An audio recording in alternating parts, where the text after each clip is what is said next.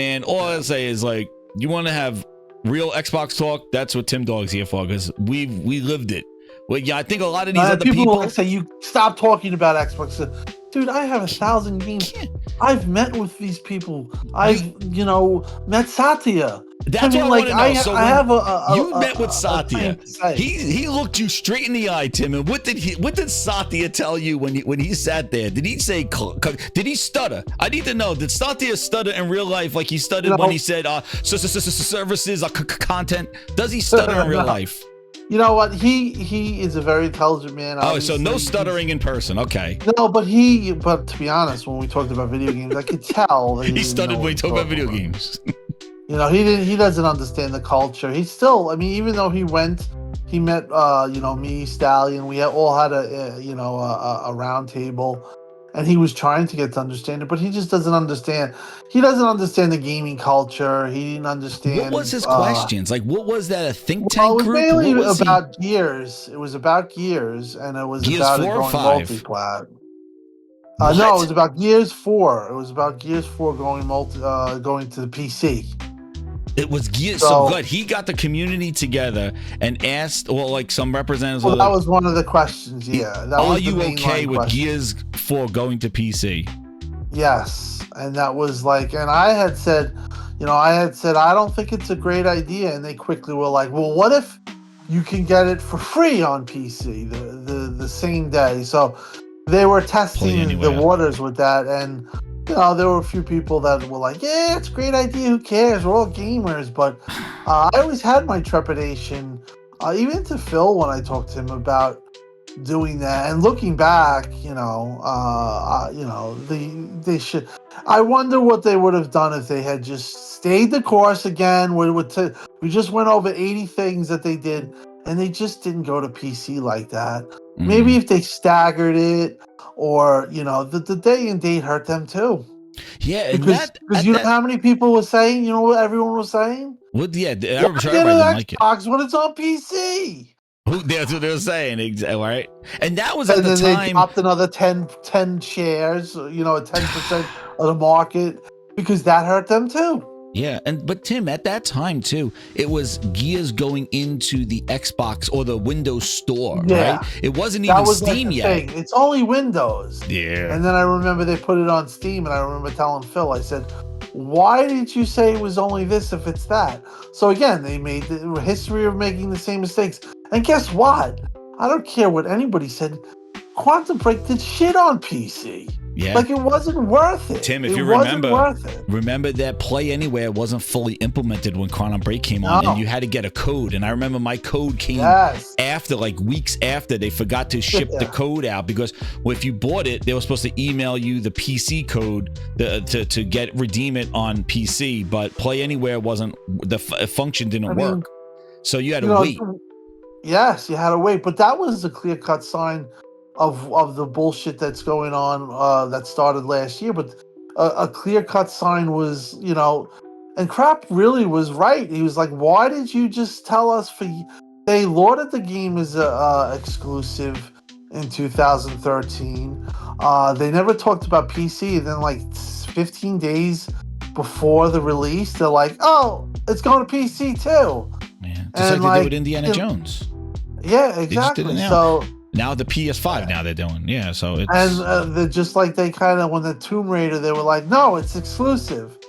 And then they got crapped on. That was Square Enix. Square Enix screwed on that one, dude. Then all of a sudden at a Windows event, they're like, oh, it's going to PC and PlayStation. Yep. And I remember asking them too, or it was like, why did you guys do it? Like, we're trying to cut our losses.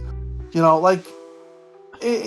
could have just not said anything and they stepped on their own foot, and they made the mistakes that they've continually made. And it's just, there were a lot of times where I was like, there were a couple times where I was very critical, like with the Quantum Break and certain things like that, but they've continually made the same mistakes. And the thing that that you would feel is like, if they're asking you and you're giving your honest opinion and then they go, okay, that's good, but we're doing this anyway. Like, it must be just like a double nut punch in the sense like, exactly, which don't was the ask same me way then. with everything that was going on third party. I knew when I wrote that email that the response was, I know crap, and other people wrote emails, and we were just like, yeah, they're doing this. They don't care what we say. They don't care. And obviously. It's just, I just, but the thing is like, but then they do these events, they do these things, and they're just like, they give this impression that they do care. Like, oh, we get the community. Even when he did that podcast last year, he's like, it's about this community and we're expanding community. And he talks about this community, but it's like, dude, you're not listening to a community, because I can't imagine Xbox fans are okay with all this stuff that's going on. That's why this whole like everywhere and everything's an Xbox and all that stuff. I think true fans of the brand and stuff will be like, dude, this is not what we bought consoles for. And what's crazy is that they sold you a console, and when they sold you this console, they're just like, yep, you bought it, and now we're doing this. And it's sort of like, how did you get people to buy into another generation of consoles when you weren't even paying attention to it? You didn't care about it. You know, they went on stage or on video, and they said, they like, listen, you're gonna only get Xbox games where Game Pass exists. And then, you know, they went to court and they got Indiana Jones exclusive, and they, you know, again, you know, they do one thing, get all behind it, and then 2 years later they're like, you know, they won't even acknowledge what they said. That's what really pissed me off with that podcast. There's a lot of things that really pissed me off with that whole situation. The first one is they leak it and they act like, you know, nobody knows anything, but they're leaking it to see the reaction. The reaction was horrible. And it led to 10 months of decline, which they still walked into it and did the same thing that they always do. You know, they didn't take the feedback. And then, you know, then they were going to actually, the plan was to open the show with Diablo going into Game Pass. And then they actually, before the podcast, they were just going to say, oh, these 4 games are coming to PlayStation, without any kind of, you know, update. Who was going to say it? Like the same people that like blindside the fans. This is how tone deaf they are. They were going to blindside the fans. Holy crap. But they saw the reaction to the rumors or the leak, and then they have this stupid podcast. And then again, they double down on things that they say that they don't mean. 4 games, but don't take it a signal as all games are coming. 8 months later, no red lines. Like, come on. Like, those guys might be great guys, but, you know, I want the best. For the team, and I wanted the best for the console. And when that was quite apparent to me that it wasn't going to be the best, and basically they're just, you know, sabotaging themselves in the worst way. And I said it at the time, man. I remember holding those podcasts or those spaces, man. And you know, I don't want to tap myself too much on the back, but man, I said, watch. They're going to drip feed it, and they're going to start to lose share. And they're going to really hurt their image even more than it's been hurt. And basically, it was 9 months of to this point. We're even at this point now where they just keep, you know, hurting the brand. And once Halo is announced, watch the reaction. That's what I'm just going to tell you that, because still people think that there's exclusives, and there's going to be no more exclusives. I can't. And the thing is like, I feel that some people have different thresholds than others. And again, with your connections and things like that, you must have been hearing a lot more than we got outside, in the sense of like, there was this whole thing where in 2016, when after Halo launched, Halo 5, and then they kind of did that whole like 2016 was dire. Like that's when they shut down the Scalebound. They shut down like Lionhead and Scalebound and all this other stuff. And basically Satya wanted to scrap Xbox, and then this is where Game Pass evolved and all this other stuff. But like, they didn't have the studios and stuff. And I think what they did was that they just started they tried to buy goodwill and this hope of wait to E3. We got the studios. We're getting back on track. We're going to make these games.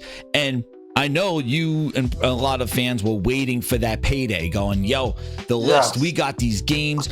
it's going to come back to where it used to be, and they're investing. We're back to during the ABK whole thing. And now the thing is, they finally have some sort of cadence. Even though the cadence is a little bit shaky, it's still not very reliable. Because even last year, they kind of back-ended everything at the end of the year, and really, Hellblade, and then 2 wasn't never what the Hellblade 1 was. I did not really care for it. I can't believe it. Like, it looked better, but it regressed in everything else. And I just feel that they held the carrot, and then they got everybody to the carrot, and the carrot rounded up being a piece of shit. Like, it's a turd. It's like, oh yeah, well, you're hungry. We starved you enough for the carrot, and now you're here. Because now everything that they've kind of have ready going, it's sort of like the whole payday, the whole like, hey, all this investment, you're finally bringing it to the Xbox brand, and it's like, no, we're bringing it to everybody, and that includes the people, the competition that has been dropping games for the last 5 years while we've been getting our shit together, and now we're just gonna give them more games of the everything that we invested in to give it to them. And I think it is a bait and switch that really, like you said, is not, they're not leaving. I don't think they're doing this with respect to the fans that they built this community. And that's the things that you keep saying, and how they kind of like, they got the community together. They do FanFest. They built this Xbox Live community that they are now just not really listening to. They haven't, and they're kind of like the ambassador program. Like, what use was that? Like, the ambassador program, dude. Are you? Why help out people? I mean, those guys they were kill the you most from the loyal inside. Xbox fans it's ever. An inside job. Like stuff like that. Like, it's just, I thought, I'd put it this way. I was under the illusion that the corporation had a heart, but at the end of the day, it was just a freaking, they're more corporate than ever at this point. And that sucks. They're not even like Sega just said, hey, we're done with hardware. We're going to put our games everywhere and move on. And this has been the problem that they've had. It was a 3-week process, too. Yes. It was done, and it's still going on with Xbox. They're still doing. And we're still up in the air. They've been trying to play both sides. They've been trying to do both sides. It's like even we bought Bethesda's ZeniMax exclusives. Like, Starfield's an exclusive, Redfall's an exclusive. We got exclusives. It's exclusive. The most important exclusive ever. But then when we play, we all win. And then it's like, well, what is it? Saying contradicting things. Yeah, they're all over the place. That's what it is. They have too many people within their organization that sway. Like, listen, I think heart of hearts, I think Phil probably wasn't the biggest fan of games going to I'm sure he PlayStation, but he had Tim Stewart and he had Amy mafia bosses where they're like, hey, this is, you need to, we need our envelopes and we're not getting them, you know what I mean? And it was quite obvious that they had a flawed business plan when they bought Activision. They basically looked at Xbox and they looked at it and they really dived into it, and they saw, like, you're making games like Redfall, which is costing them a ton of money. Then on top of that, you have Game Pass, where people are just waiting for it to come to the system. They're not buying the game outright. And they just, Starfield was supposed to do these wonderful things, and it barely moved the meter. No. And then the DLC, that was another thing that got forgotten. It was like the worst DLC. I mean, so they made these huge promises, and they put out, they set out this path, and then they, of course, abandon the path. They don't acknowledge anything that they've said in the past, and they act like they care about fans. But to me, I feel like they've been completely, they haven't been upfront. They haven't been honest. They haven't. No. I remember Phil telling me, he says, we need to build the trust in the fans, and we need to have them believe in us. All that stuff went out the window when they did this. You know what I mean? How can he expect that? Do you really feel like they're transparent? No. And the people and then you see these, I don't know, Phil's so transparent. He's so great. And it's like, I just don't understand is like, if those are the statements that you're making, how are you doing what you're doing? Because and this is the thing that always, I know you didn't ever like the term, but the Phil Ness of like this whole of like, I did like it when I was, I was banned. Yeah. Now I think it's funny. It's sort of like, you come out and it's sort of like your actions are not reflecting the words that you're saying. Like you're saying you want to build trust in the fans, but you're doing everything in your power. All your actions are giving a distrust in you and your brand and confidence in your product. Like this is a product that people invest in. So games that I have heard will be released multi-platform in 2025 beyond the obvious include Flight Simulator will come to PlayStation 5 and Switch 2. And Halo, the Master Chief Collection will be coming to PS5 and Switch 2 as well. Now you know why Phil Spencer said there's no red lines. 25 is coming. Yeah, I mean, I would also go as far to say that if a Gears of War collection exists and releases in 2025, I would say that would likely be a day one release on PlayStation 5 as well. Yep. It's coming. Microsoft is just going to fully embrace that. Any game, I'd say any game coming out this year will at some point find its way to PS5 and or Switch 2. It's just going to be a question of when. It could be 6 months later, it could be 12 months later, but I think at some point, anything coming out this year will find its way to other systems. Microsoft is going to be a very big supporter of the Switch 2 when it does come out. They will be porting and patching the current Switch lineup. So games like Grounded and Pentiment, the Ori games will eventually find their way to Switch 2, be patched with 4K support. And I wouldn't be surprised if you see Sea of Thieves, maybe Hi-Fi Rush also find their way over. Just expect a lot of Microsoft games on Switch 2 and PS5 moving forward. But Xbox, Flight Simulator and Halo Master Chief Collection are two games I have heard about that should be making their way over in 2025.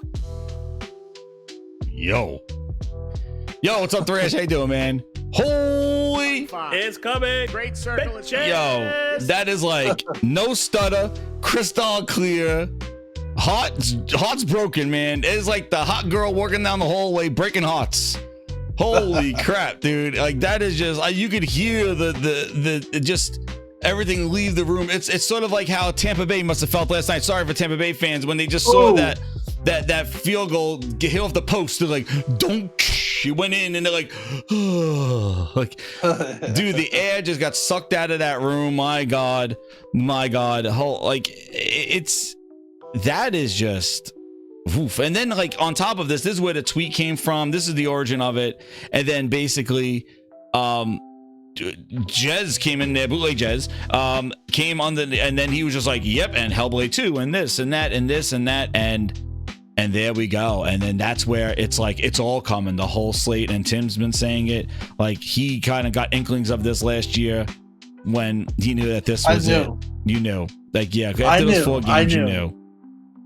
And I remember people like clowning on me, and I'm cool with them, like J-Rock, and they were all like, "When you got sold, and then like I remember telling J-Rock DM, and I'm like, "Bro, you'll see." I says, "I'll put this all in," and he was cool. We were talking about it, but like people were clowning on me and stuff like that. But I knew, I was like, these games, you're being, and So I played it. I pushed it out, and I said, "This is what's going to happen. This is what's going to happen. By the end of the year, you're going to start getting real. Like I called it, and here we are. And now you're getting people realizing that this is going to be the case, and now they're saying, I don't even know what they're quoting stock market quotes and platform wars. We get the, we don't have to pay for the game, pay you $70. Yeah, you're funding our Game Pass or something like that. Yeah, dude, you're funding our Game Pass, like some kind of weird goddamn Booker T spinneroonies they're doing right now. They can't. They're talking in tongues, Tim. Like the thing is like they're like I don't know what, they don't know what to say anymore because like they got groomed so much thinking that like I just they got so much that they thought. like, you really think he said it in the 4 games? No, and then he said at the other show, we're learning and we're gonna do more of it when he announced Doom. And then at the end of the year, they did Indiana Jones, which I thought was a biggest kick in the nuts, because why would you announce Indiana Jones coming to PlayStation before you release it on your own platform? That's when you they're again, they're out of touch. They're tone deaf. You make that was just a real kick in the you know where, you know. I mean, like, come on. Exactly. I mean, like, it was just like, there's no reason to do that. No. First of all, it's stupid because you get people that actually might have said, hey, because the game was great. And it turned out to be good review. I'm going to buy a month of Game Pass or 3 months of Game Pass to play this game. But now they're like, oh, I'll just wait for it to come to PlayStation. And then when there you have are the Pro, a lot of people that have just console, one or the other. So they were real dumb to do that. It was a stupid. And that was a pandering moment. And that was one of their out of touch. Like, why would you do that? Think about that. It just puts down the loyal fans that were loyal to you, the guys that say you can do no wrong, and they basically embarrass you. That's like, you know, it's just, and then they still get, like, you know, I remember watching all the reactions, and it's like a joke. I went crazy. I said it was a kick in the nuts. I was yelling. I was like, I didn't want to stream that thing. And then when I was like, you tell me the one more thing is, holy shit. Like, yo, my reaction was wild. I couldn't believe they did. I was like, what a kick in the nuts. I couldn't believe they did it either. I thought it was a real tasteless thing to do to the Xbox fan creator. You know, even all the creators, like, you would think that they would have learned that they got pretty much they got played. They got on your fakes. They became memes. Like, I mean, how many did you? Yeah, well, here's my friend right here. Xbox guys. It's coming. There he is. It's coming. Yeah. He was totally stunned. He's like, no PlayStation, and he's like, great circle. He called everybody bitches right before they announced it. There he goes. Now he lives on my soundboard right now. What did he say? He said, he was like, when it came out and it was announced they get the release date, he was like this. He's like, great circle. He said bitches, and then he said no PlayStation, and then all of a sudden they announced it on PlayStation, and he goes, 25. It's coming. He told like, dude, he had like a revelation, like in real life. He was like, no PlayStation.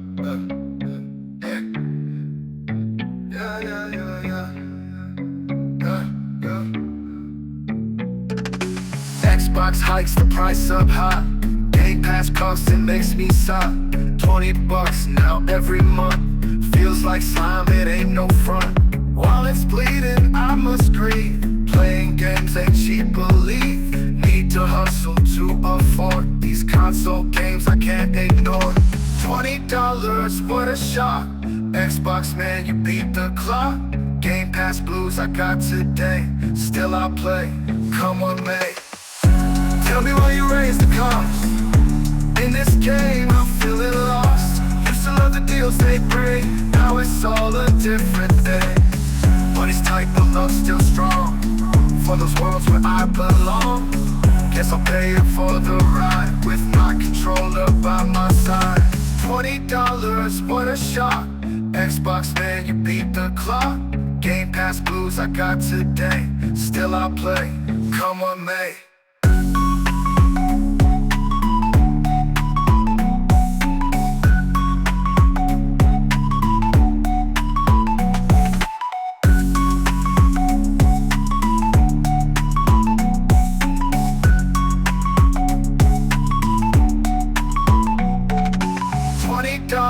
What a shock. Xbox, man, you beat the clock. Game Pass blues I got today. Still I play, come on, mate.